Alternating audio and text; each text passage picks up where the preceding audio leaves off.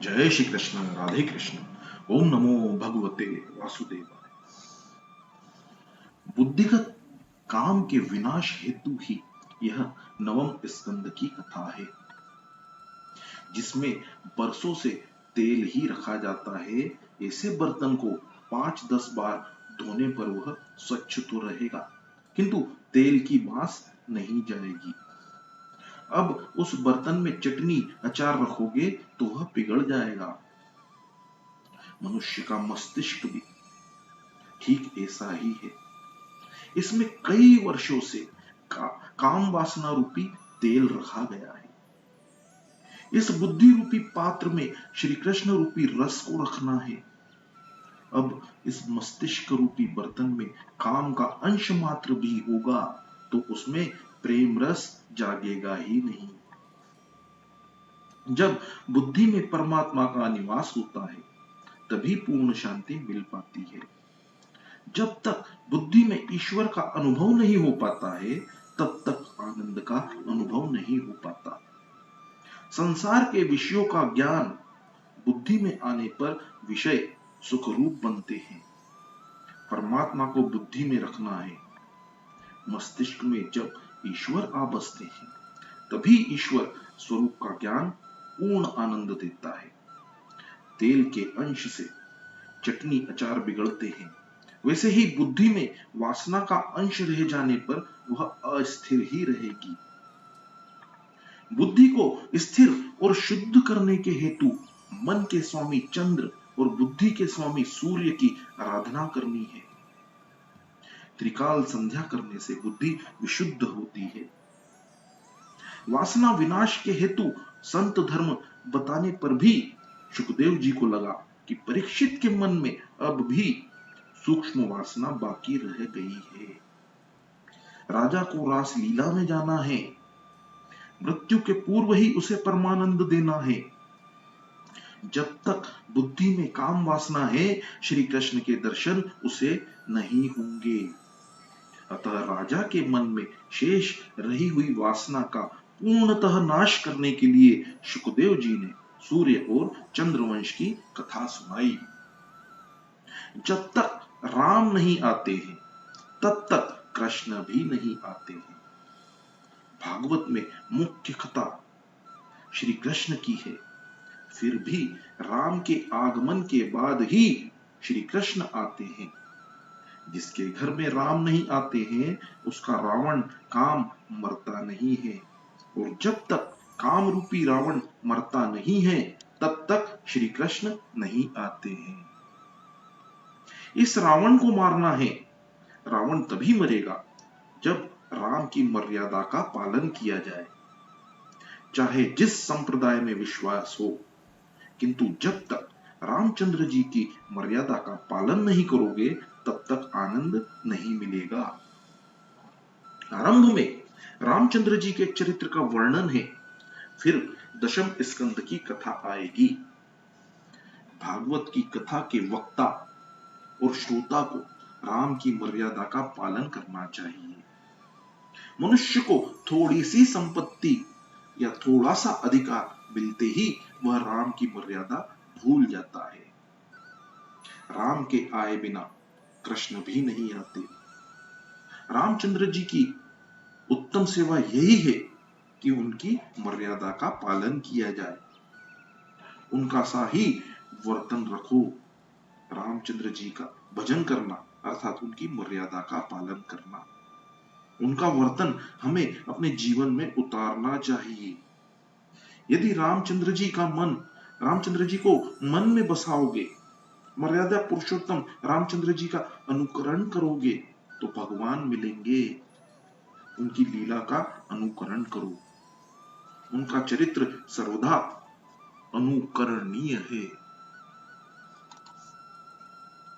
श्री कृष्ण की सभी लीलाओं का अनुकरण नहीं करना है।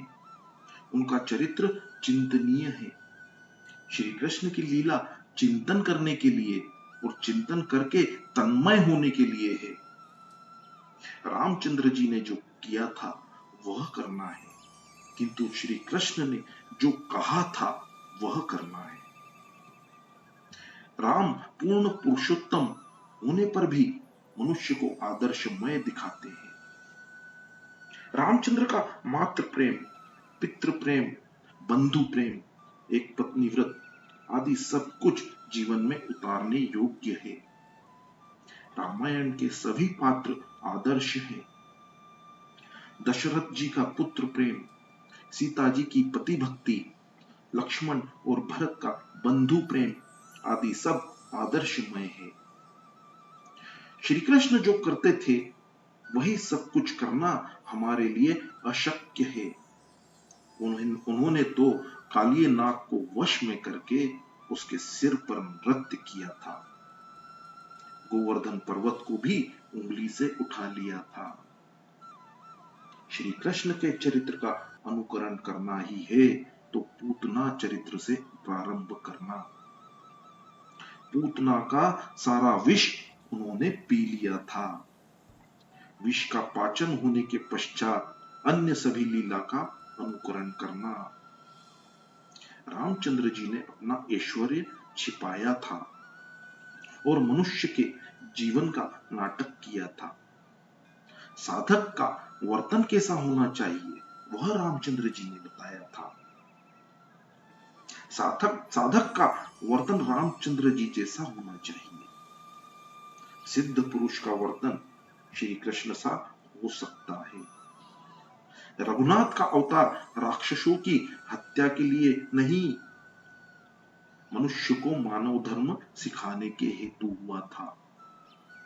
वे जीव मात्र को उपदेश देते हैं। उन्होंने किसी भी मर्यादा को भंग नहीं किया है।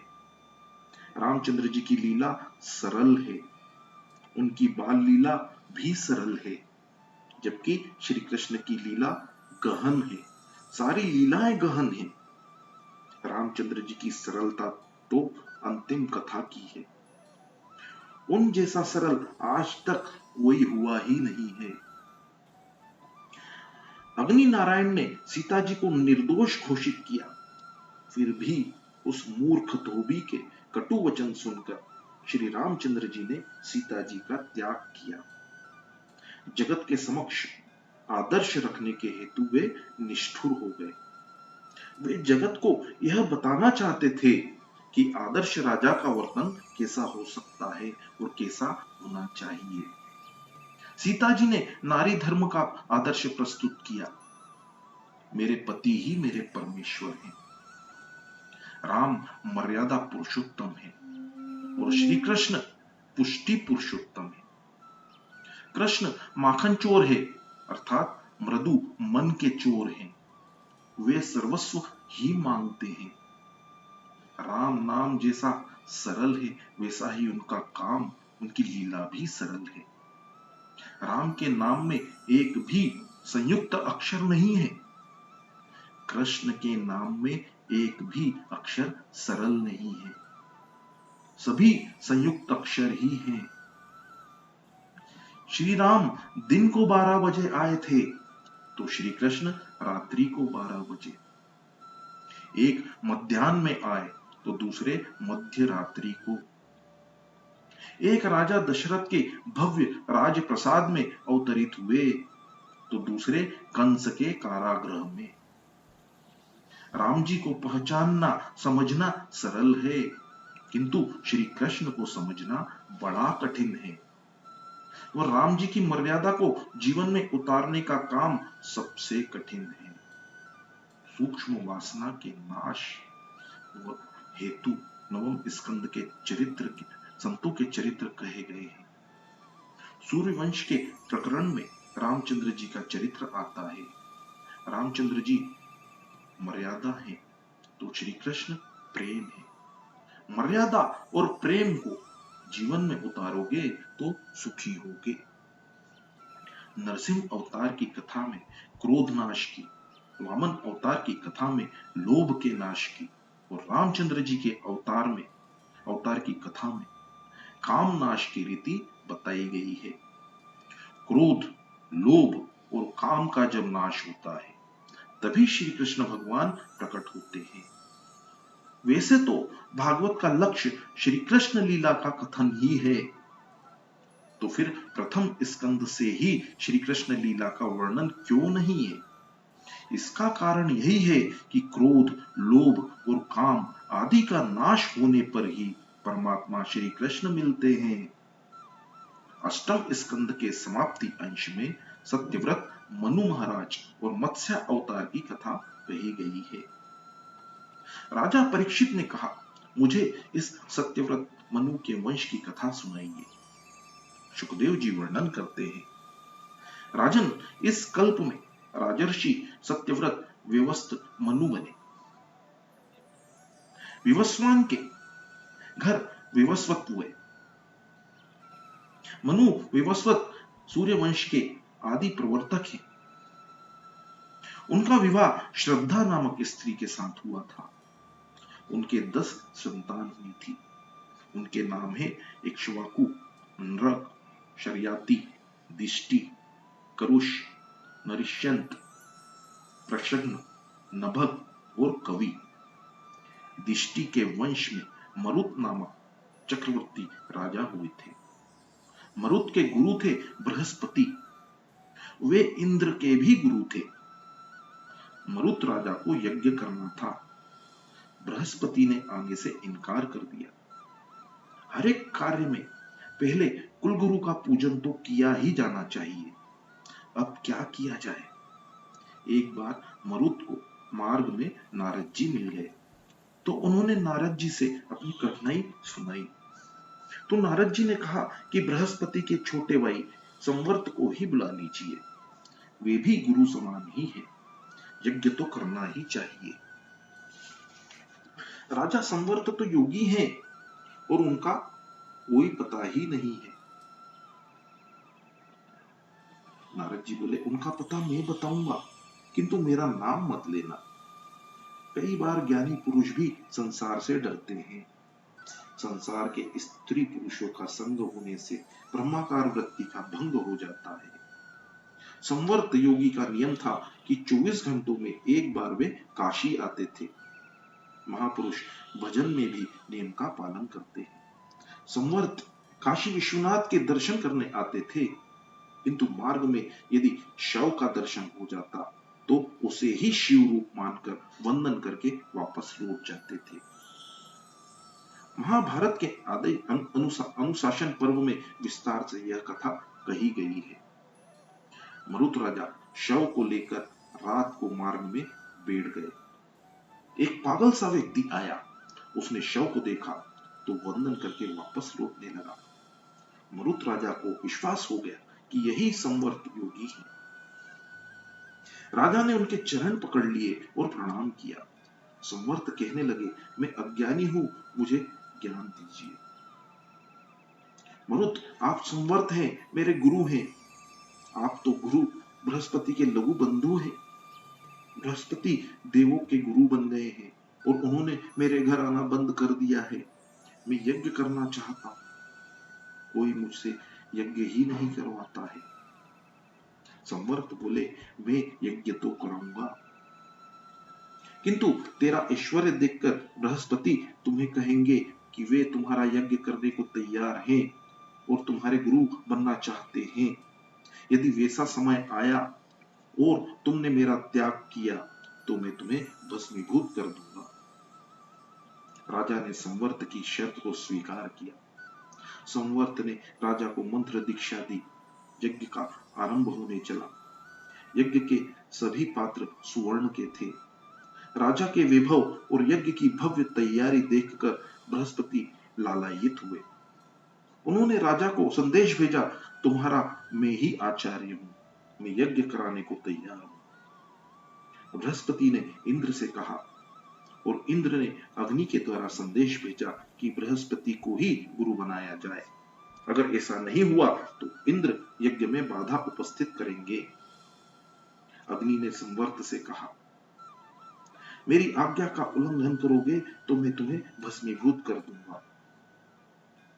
जिस देव को संवर्त योगी आज्ञा करते हैं वह वहां उपस्थित होता है और वह देव प्रत्यक्ष आविर्भाव ग्रहण करता है। जैसा यज्ञ मरुत का हुआ था वैसा न तो कभी किसी का हुआ और न कभी होगा। मरुत के इस यज्ञ का वर्णन ऋग्वेद में भी है। भागवत में तो यह कथा संक्षिप्त में ही वर्णित है।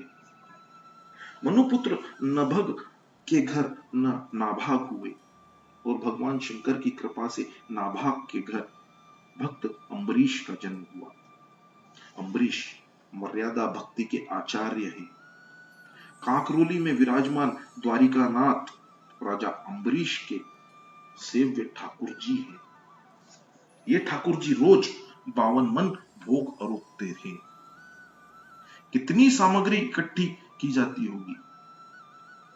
अम्बरीश शब्द का अर्थ भी तो देखिए। अंबर अर्थात आकाश और ईश अर्थात ईश्वर। आकाश अंदर भी है और बाहर भी। जिसके अंदर और बाहर सभी स्थानों पर ईश्वर है, वही अम्बरीश है। चारों ओर जिसे परमात्मा दिखाई दे, वही अम्बरीश है। जय श्री कृष्ण, राधे कृष्ण। ओम नमो भगवते वासुदेव।